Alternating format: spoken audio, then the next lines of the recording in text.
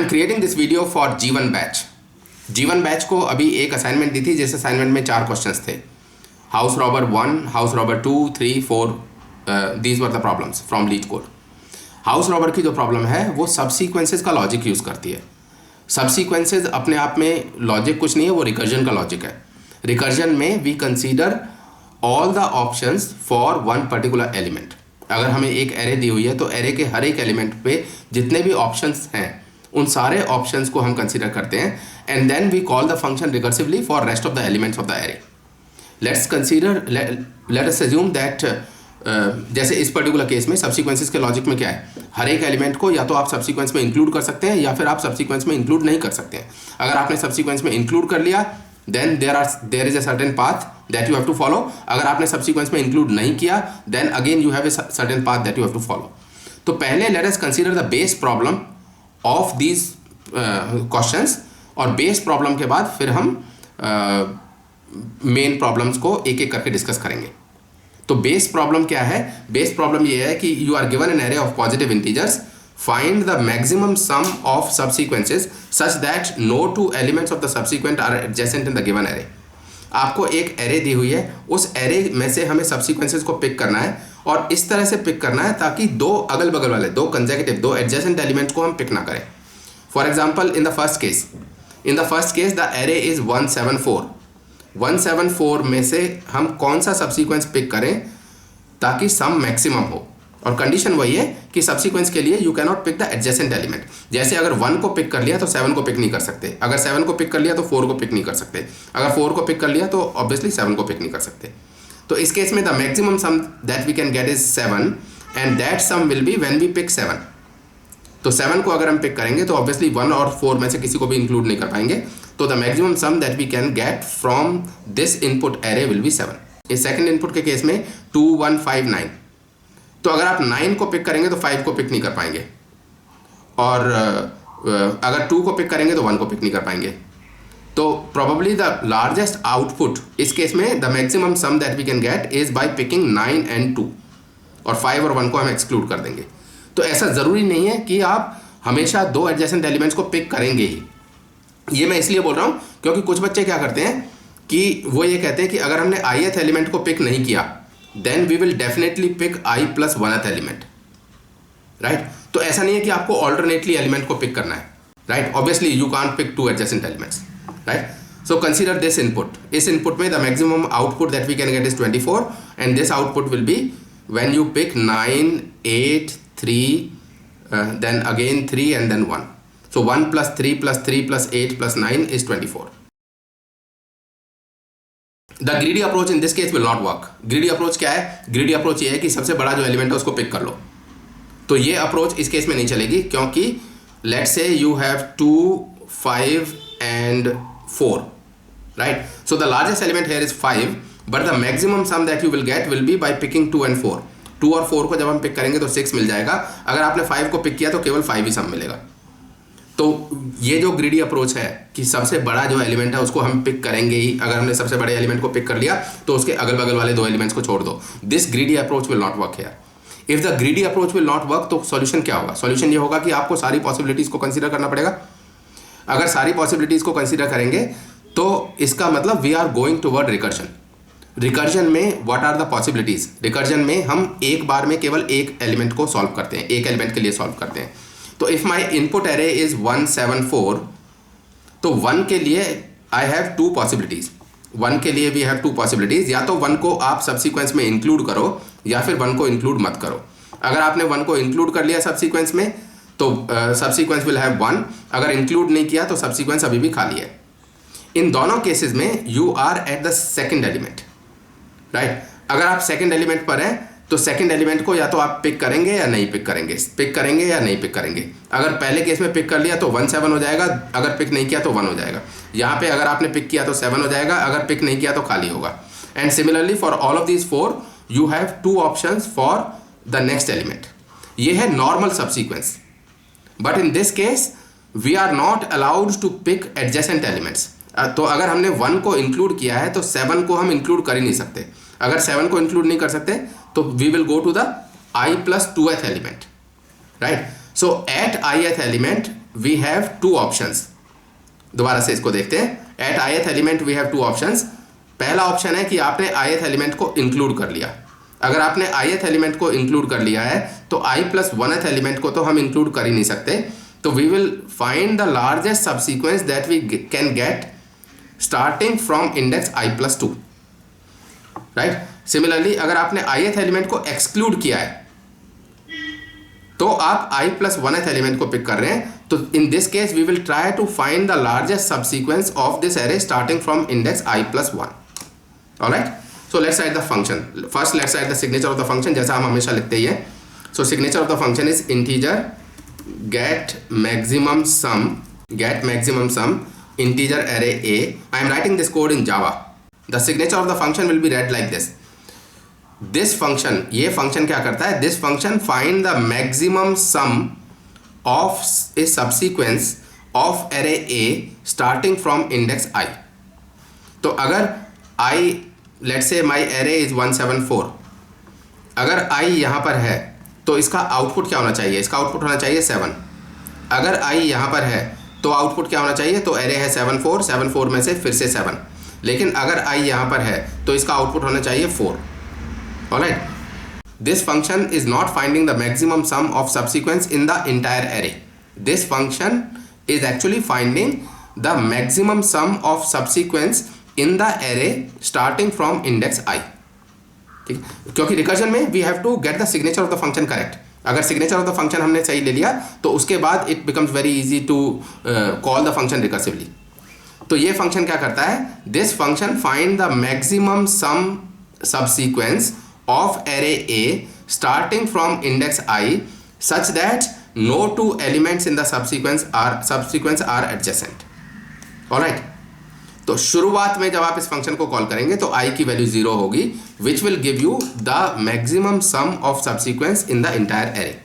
Now we have two possibilities. पहली possibility है ith element को इंक्लूड करने की और दूसरी पॉसिबिलिटी है ith एलिमेंट को एक्सक्लूड करने की।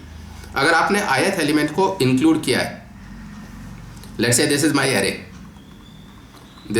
array and i is here, i यहाँ पर है, तो मेरे पास दो पॉसिबिलिटीज़ हैं। पहली पॉसिबिलिटी है कि इस एलिमेंट को हम इंक्लूड करेंगे। अगर आप इस एलिमेंट को इंक्लूड करोगे, let's say this element is x, ये एलिमेंट x है, सो अगर आपने x को इंक्लूड किया then you will not be able to include this element, so you will find the largest sum of subarray, largest sum of subsequence starting from index i plus 2. Find the maximum sum of array a starting from index i plus 2. Alright, let's say this comes out to be a. Alright, और a में हम ith element को add कर देंगे, a of i. Okay, so this is the first case where we are including the ith element in the subsequence. Second possibility is when we are not including the ith element. So if you are not including, if you have decided कि you will not include this element in the subsequence, then we will find the largest sum of subsequence that you can get from index i plus 1. So here we'll say that get maximum sum in array a starting from index i plus 1. और इसमें से जो भी बड़ा होगा that will be our answer. So we'll just return maximum of a comma b। ये हमारा basic recursion हो गया। बेसिक रिकर्जन के बाद you need to write the terminating condition also. ये इस रिकर्जन को टर्मिनेट कब करेंगे, क्योंकि हमारा i जो है वो स्टार्टिंग से चल रहा है, तो जब i लास्ट में पहुंच जाएगा then we will stop that if i is greater than equal to a dot length then don't do anything and return 0। So this is the recursive function to find the largest sum of subsequence in an array a। इस function का क्योंकि exponential growth है इस function में, तो the time complexity of this function will be order of 2 raised to power n। ये हमने class में डिस्कस किया हुआ है। क्या इसमें ओवरलैपिंग सब प्रॉब्लम्स हैं? Yes, you can easily find out that there are overlapping sub problems. Function recursive है, उसमें ओवरलैपिंग सब प्रॉब्लम्स हैं, इसका मतलब ऑप्टिमल सब स्ट्रक्चर भी है और ओवरलैपिंग सब प्रॉब्लम्स भी हैं। This is a fit case for dynamic programming. Dynamic programming हम ऐसे केसेस में अप्लाई करते हैं जहाँ पे रिकर्सिव फंक्शन के अंदर ओवरलैपिंग सब प्रॉब्लम्स होती हैं, और यहाँ पे रिकर्सिव फंक्शन के अंदर ओवरलैपिंग सब प्रॉब्लम्स हैं, तो this is a fit case for dynamic programming. अगर हम इसको डीपी से सॉल्व करना चाहें तो the first step in that case will be you can use A cash. Cash जब आप यूज करेंगे तो cash is in this case will be one dimensional array. One dimensional array क्यों होगी? क्योंकि एक वेरिएबल है, यहाँ पे एक वेरिएबल है इसलिए वन डायमेंशनल एरे। अब ये जो कैश है, इस लोकल कैश में what will you store at the ith index? Let's say this is index i और let's say this is index k, क्योंकि i और i कंफ्यूजिंग हो जाएंगे। तो एट इंडेक्स k और एट index i you will store the largest sum, the maximum sum that you can get from elements starting from index I up to the end of the array। तो ये हम यहाँ पे स्टोर करेंगे। अगर वो वैल्यू पहले से निकाल के रखी हुई है तो उसी वैल्यू को रिटर्न करा दो। अगर वो वैल्यू पहले से नहीं निकाली है तो इसी तरह से रिकर्जन से उसकी वैल्यू को कंप्यूट करो and then return the value. So we will be using the same top down approach, which means that we will be using the same recursive approach, just that we will be using a cache array also। मान लो cash array की सारी value शुरुआत में -1 है, right? We can have 0 also, but 0 may be a possible outcome also, so that's why I am keeping it -1। So if cache of i it is not equal to -1, इसका मतलब हमने पहले से निकाल के रखा हुआ है। अगर पहले से निकाला हुआ है आपने, then you don't do anything, just return that cache of i which you have already computed. अगर पहले से नहीं निकाला है, then you will want to compute it using the same logic और कैश ऑफ आई पे स्टोर कर दो and then return cache of i, right? We can also merge these two. We can just beautify this code, which is that if it is equal to -1, it means अगर वो value पहले से नहीं निकाली है तो उसको निकालो और रिटर्न करा लो। Okay, in this case we are doing a lookup into the cache if the value is already computed. If the value is not computed, then we first compute the value and then store it in the cache, ताकि अगली बार जब same problem हमें solve करनी हो तो हमें केवल lookup करना पड़े, हमें उसको दोबारा से सॉल्व ना करना पड़े। तो दिस इज द मेमोइज्ड वर्जन। पहला जो कोड था दैट वाज रिकर्सिव सॉल्यूशन, और ये सेकंड कोड जो है दिस इज मेमोइजेशन। जैसा हमने क्लास में भी डिस्कस किया था कि memoisation is nothing but recursion minus overlapping sub problems. तो मेमोइजेशन के अंदर हमारा जो लॉजिक है वो सेम रिकर्जन वाला है, everything is same. This is still a top down approach. The only thing that we have eliminated here is that we are not solving the same sub problem again and again. So यहाँ पे हमने overlapping sub problems को खत्म किया है, recursion को खत्म नहीं किया है। अगर आपने ओवरलैपिंग सब प्रॉब्लम्स को खत्म कर दिया तो इस वाले की टाइम कॉम्प्लेक्सिटी क्या हो जाएगी? अब टाइम कॉम्प्लेक्सिटी कंप्यूट करने का वही तरीका है जो हमने क्लास में डिस्कस किया था। एक तरीका ऑब्वियसली फंक्शन कॉल ट्री है, दूसरा तरीका क्या है कि आप ये देखो कि कैश में लुकअप आप कितनी बार कर रहे हो, हर एक मेमोरी पे how many times you are reading from the memory and how many times are you writing into the memory. तो इस पर्टिकुलर मेमोरी पे हम केवल एक बार राइट कर रहे हैं, every element we are writing only once, हम उसको ओवर राइट नहीं करते। और रीड कितनी बार करते हैं? You will read this memory when you want to find, so ith index को आप कब रीड करेंगे? When you want to find the maximum sum of i-1 और i-2, ठीक है? जब आप ये वाली वैल्यू निकालना चाहेंगे तो आप इसको रीड करेंगे, और जब आप ये वाली वैल्यू निकालना चाहेंगे तो आप इसको रीड करेंगे। मैंने एरो थोड़ा उल्टा बना दिया। Alright, so it means that every cell in the matrix is read maximum twice and written only once. So we are performing constant number of operations on every element of the array. What it means is that total time taken will be equal to number of elements in the array, which is order of n. So in this case the total time is order of n and extra memory is also order of n. Okay, ये हमने बहुत बार practice किया है, तो I am just running through it. अगर आप चाहें तो इसको डीपी में कन्वर्ट कर सकते हैं। जब हम किसी भी रिकर्जन को डीपी में कन्वर्ट करते हैं तो कैसे करते हैं? The terminating condition will become the initialization, logic will remain the same. ये हमारा रिकर्सिव सॉल्यूशन है। We will be using a similar cache, हम सेम कैश यूज करेंगे। Let's also take a sample array. So sample array is let's say 2159। Our array is 2159. Okay, we want to convert this recursion into DP. Recursion को हम ख़त्म कब करते हैं? When I becomes equal to length of the array. इस recursion last में जाके ख़त्म होती है, तो DP कहाँ पे ख़त्म होगा? DP शुरुआत में आके ख़त्म होगा। सो लास्ट एलिमेंट के लिए हमारे पास 9 के लिए हमारे पास कितनी चॉइसेस हैं? या तो 9 को आप इंक्लूड करोगे या 9 को एक्सक्लूड करोगे। 9 को अगर आपने इंक्लूड किया तो सम इज़ 9 + 0, और 9 को अगर एक्सक्लूड किया देन सम इज 0, राइट। 0 इसलिए क्योंकि आप इस फंक्शन को रिकर्सिवली कॉल करोगे for i+1 and i+2, i+1 i+2 दोनों के लिए the answer will come out to be 0।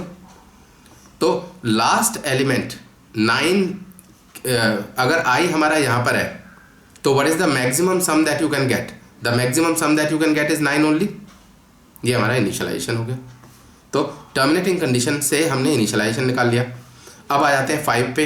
Recursion की डायरेक्शन थी फॉरवर्ड, डीपी की डायरेक्शन क्या होगी? Backward, right. So I am using the same logic. इसको करने का एक आसान तरीका भी है जो हम इसके बाद डिस्कस करेंगे, but right now I am using the same logic जो हमने क्लास में डिस्कस किया था to convert recursion to DP. Okay, so next element will be 5। 5 के लिए हमारे पास दो पॉसिबिलिटीज है। पहली पॉसिबिलिटी क्या है? 5 plus the largest sum that you can get after this. तो यहां से सम कितना मिलेगा? 0। एंड पहली पॉसिबिलिटी है 5 + 0, और दूसरी पॉसिबिलिटी क्या है? Largest sum that we can get from this index. वो हमें कहां से मिलेगा? वो हमें इस एरे से मिलेगा, क्योंकि ये हमने ऑलरेडी कंप्यूट कर रखा है। तो either the answer is a of I plus the largest sum that we can get from index i+2, right? Or the largest sum is dp of i+1, right? ये हमारा इंक्लूड वाला option है। Let's call it x। यहाँ पे भी हमने same variable को use कर लिया है, तो ये आप यहाँ पे देख लेना, because we are using the same variable. तो a is already a variable here, you can't have the same variable by the same name. So let's have x here and y here and the maximum of x comma y. So you can make the correction everywhere. Alright, so x is the maximum sum that we can get by including the ith element, and y is the maximum sum that we can get by excluding the ith element. Alright, and then dp of I will be equal to maximum of x comma y, right? And this we will do for I is equal to n minus 2, I is greater than equal to 0, I minus minus. Alright, so this will be either 5 plus 0 or 9. So 5 plus 0 or 9 means 9. ठीक, इसका मतलब क्या है? इसका मतलब ये है कि 5 के बाद वाली जो एरे है उसमें मैक्सिमम सम कितना मिल सकता है? उसमें 9 मिल सकता है। ठीक, अब आ जाते हैं यहाँ पे 1। या तो होगा वो 1 + 9, right, 1 plus maximum sum that you can get from this array, और इट विल बी 1 को एक्सक्लूड करो और ये वाला 9। तो या तो वो 1 + 9 10 होगा, या वो 9 होगा। तो probably you will say 10. You'll just say 10. Alright, then let's come at this index. So 2 plus the maximum sum that we can get from this. So 2 plus maximum sum that we can get from this, which is 9. तो either it will be 2 + 9, और exclude अगर 2 को करेंगे तो कितना आ जाएगा maximum सम? 10। तो 2 + 9 is 11, और 10 और 11 में से कौन सा बड़ा है? तो ऑब्वियसली 11 बड़ा है, तो 11 will come here. तो ये हमारा 0th इंडेक्स हो गया, ये 1 हो गया, ये 2 हो गया, ये 3 हो गया, और आगे एक और इंडेक्स होगा which will be 0. Alright, so if you want to write the same DP problem, if you want to write the same DP solution, then the DP solution will be that first of all you will have an array, let's call it DP array. You will have an array DP of size n+2. Why n+2? Because हम size i+2 तक जा रहे हैं, यहाँ तक जा रहे हैं. Alright, so we have this array. Initially dp of n+1 is equal to dp of n is equal to 0, right? तो ये हमारा direct terminating condition of recursion की टर्मिनेटिंग कंडीशन से आया है। ओके, रिकर्जन की टर्मिनेटिंग कंडीशन से आया है डायरेक्टली। और इसके बाद आप क्या करेंगे? इसके बाद you will just say for integer i is equal to n-1, I is greater than equal to 0, I minus minus. Alright, and then we'll say that integer x is equal to maximum sum that we can get by including ai. So it will be ai plus maximum sum that we can get from index i+2, and y will be the maximum sum that we can get by excluding ai. तो which means the maximum sum that we can get from index I plus 1, and dp of I will be maximum of x comma y. At the end we'll just return dp of 0 comma integer n. N is the length of the subarray, n is the length of the array, right? अब ये जो solution है, this solution takes order of n time and order of n extra memory, और जैसा हमने Fibonacci के case में किया था। ऑब्वियसली आप इसको चाहें तो, क्योंकि आप एक बार में केवल 2 एलिमेंट्स को देख रहे हैं, पीछे वाले 2 एलिमेंट्स को देख रहे हैं, तो आप अगर चाहें तो इसको और इम्प्रूव कर सकते हैं कि पिछले वाले जो 2 एलिमेंट्स हैं उनको तो हम 2 वेरिएबल्स में स्टोर कर सकते हैं। तो you will have 1 variable x, 1 variable y. X means the maximum sum that we can, so x will store essentially dp of I plus 2, y will store let's say dp of I plus 1. Okay, you will compute dp of I, आप dp of I को compute करेंगे।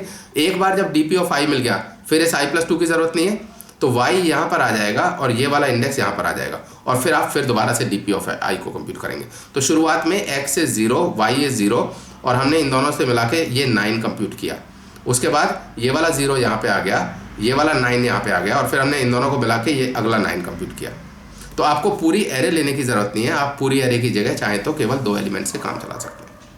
Alright, इसी को अभी ये हमने last index से किया है, अगर आप चाहें तो फर्स्ट इंडेक्स से भी कर सकते हैं। अगर आप फर्स्ट इंडेक्स से करेंगे तो कैसे करेंगे? So let's take the same array, the array is 2159. So the array is 2159. Now we are getting into the main solution, जो आपसे expected था. The given array is 2159. हमारे पास 2 possibilities हैं। पहली possibility है कि include करके, अब हम शुरुआत से सम निकाल रहे हैं। तो let's say this is I. What is the maximum sum that you can get by including ith element? तो ith एलिमेंट को इंक्लूड करके कितना मैक्सिमम सम मिलेगा? 2, और ith एलिमेंट को एक्सक्लूड करके मैक्सिमम सम कितना मिलेगा? 0, राइट? सो शुरुआत से लेकर और यहाँ तक अगर एरे में केवल एक ही एलिमेंट है तो इस एलिमेंट को इंक्लूड करके मैक्सिमम सम कितना मिलेगा? 2, और इस एलिमेंट को एक्सक्लूड करके मैक्सिमम सम कितना मिलेगा? 0। तो 2 और 0। अब हमें क्या करना है? अब हमें सेम काम अगले वाले एलिमेंट के लिए करना है, इस वाले एलिमेंट के लिए। So will say for integer I is equal to 1, I is less than n I plus plus. Alright, अब हमें एक न्यू इंक्लूड निकालना है, न्यू इंक्लूड और न्यू एक्सक्लूड। न्यू इंक्लूड का मतलब what is the maximum sum that you can get by including this one, और new exclude का मतलब what is the maximum sum that you can get by excluding this one। तो अगर आपने इस 1 को इंक्लूड किया है तो 2 को तो इंक्लूड कर नहीं सकते, तो आप क्या करेंगे? Maximum sum that you can get by excluding 2 plus 1, right? So नए वाला इंक्लूड क्या हो जाएगा? Maximum sum that you can get by excluding the previous element जो हमने इस वेरिएबल में ऑलरेडी रखा हुआ है, plus the element at ith index. और न्यू एक्सक्लूड क्या हो जाएगा? मतलब 1 को अगर आप एक्सक्लूड करेंगे तो what is the maximum sum that you can gate? Maximum sum that you can get is अभी तक जितना भी मैक्सिमम मिला है, अभी तक कितना मैक्सिमम मिला है, इन दोनों में से जो भी वेरिएबल मैक्सिमम है that is the maximum that you have got till now. तो new exclude is equal to maximum of include and maximum of previous include and exclude. Alright, अब ये हमने नए इंक्लूड और नए एक्सक्लूड निकाल लिया। इसका मतलब ये क्या है? ये है what is the maximum sum that you can get by including the ith element and excluding the ith element, given the maximum sum that you can get by including and excluding the I minus 1th element. Alright, जब अगले वाला iteration में जाएंगे तो include will be, तो ये जो नए वाला इंक्लूड है ये प्रीवियस इंक्लूड बन जाएगा, और जो नए वाला एक्सक्लूड है वो प्रीवियस एक्सक्लूड बन जाएगा। Alright, so let me just completely write this function here. Alright, so this is the complete function. Last में जो भी इंक्लूड या एक्सक्लूड करके मैक्सिमम सम निकलेगा that will be your final answer. Alright, so इस case में we are not using the array. This is a further optimization over DP. तो we are not using the array. we are just using two variables. So this is the final answer. Alright, this solution will take order of n time, and this solution will take order of 1 extra memory. Okay, so this is probably the most optimal solution. Now if you look at house robber 1 problem, so this is the house robber problem. इस house robber problem में essentially you are given an array, और एक आदमी अगल बगल वाले दो घर को रॉब नहीं कर सकता. एक रॉबर जो है वो अगल बगल वाले दो एडजेसेंट हाउसेस को रॉब नहीं कर सकता. तो वो एक घर छोड़ के एक घर को रॉब कर सकता है. This is the same problem, right? You are given an array का मतलब हाउसेज की लिस्ट, और उस हाउसेज की लिस्ट में से आपको ये बताना है कि रॉबर मैक्सिमम कितना रॉब कर सकता है. जैसे अगर हाउसेज की लिस्ट ये है 27931, तो रॉबर क्या करेगा? रॉबर पहले 2 वाले घर को रॉब करेगा प्रॉबली, उसके बाद 9 वाले को रॉब करेगा, और फिर 1 वाले को रॉब करेगा. अगर हाउस रॉबर्स लिस्ट ये है, अगर हाउसेस की लिस्ट ये है, then robber will rob the first house and the third house. तो फर्स्ट हाउस और थर्ड हाउस को रॉब करेगा. Alright, so let's write the same solution here. So exclude for integer I is equal to 1, I is less than a dot length I plus plus, and then we'll say that new include is equal to ai plus previous exclude, and new exclude is equal to math dot maximum previous include and previous exclude. All right, and then exclude for the next iteration will be new exclude. Let's try to run this. दोनों test cases pass हो गए. If you submit this code, then they should be accepted. So the code is accepted and it beats 100%. Actually इसको आप चाहे तो और optimise कर सकते हैं. इन दो वेरिएबल्स की जगह आप चाहे तो एक वेरिएबल भी यूज़ कर सकते हैं. So it can be further optimized. It will take 1 less memory. Alright, so I hope you like the solution.